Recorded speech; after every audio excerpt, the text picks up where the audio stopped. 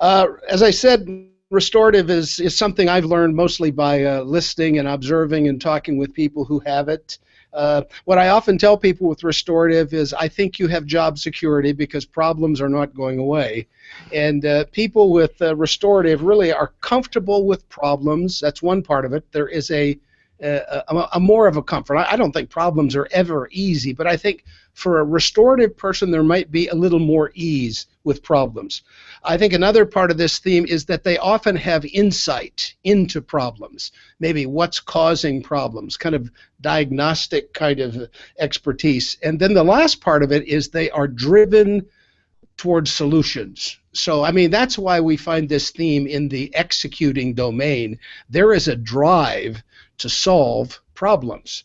And sometimes things get done better or faster because a problem gets solved. And so I think that's at the core. They're not intimidated by problems. This is more of a theory, and so we'll have to let Angela kind of talk about this.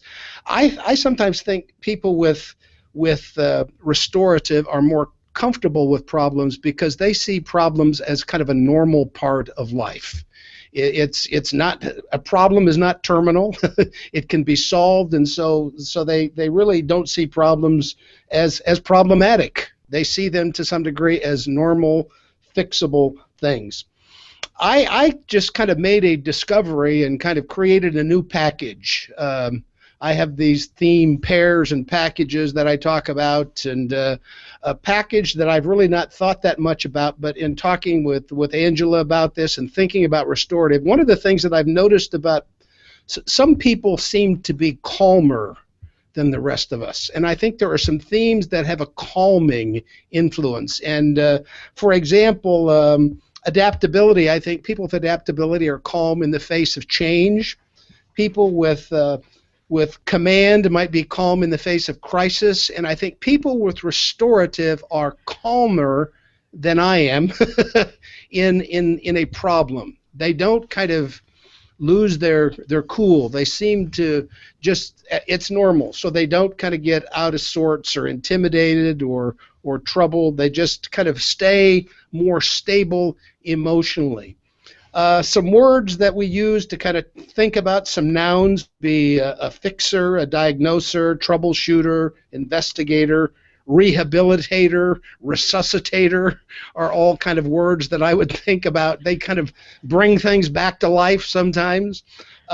Adjectives, problem-oriented, driven, responsive. I think responsive is people who are problem solving with restorative don't necessarily anticipate problems. They deal with real problems.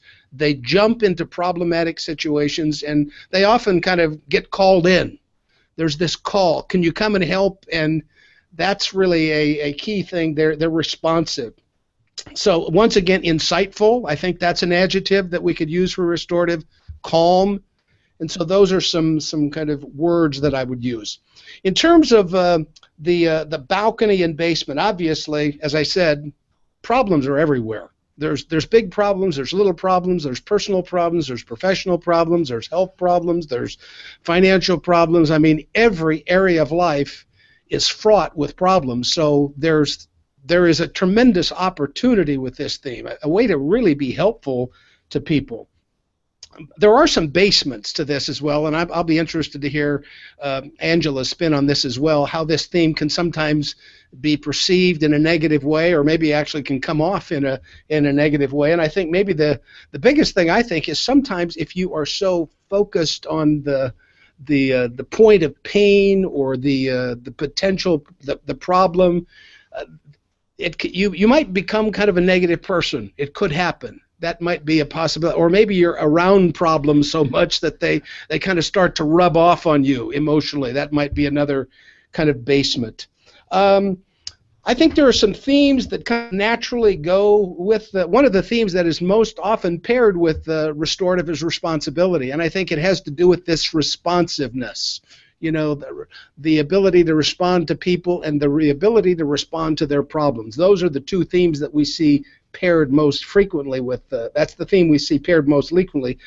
The theme that is least often paired with restorative is maximizer. And in fact, this is the least likely pair of all of the potential pairs in the StrengthsFinder is restorative and maximizer. So if you are out there and you in the listening world here, if you have restorative and maximizer, please mention it to Jim. We want to get your picture, and I want to talk to you because that doesn't happen very often.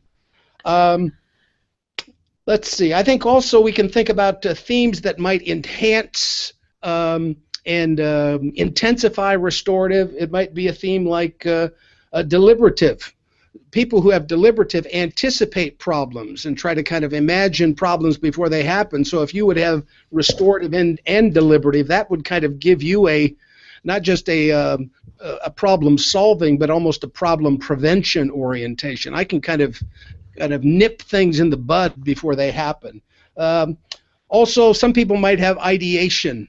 So they're creative problem solvers. Some people might have focus. They solve problems because of their perseverance. Some people might have includer or arranger. They're really good at what I would call collaborative problem solving. So the kind of problem solver you are is really going to depend a lot upon the themes that you have around it. But in my mind, and this is again where I want to kind of get someone who has this theme to kind of expand my view of restorative, it needs to be expanded beyond that problem solver, but it's a solution orientation as well.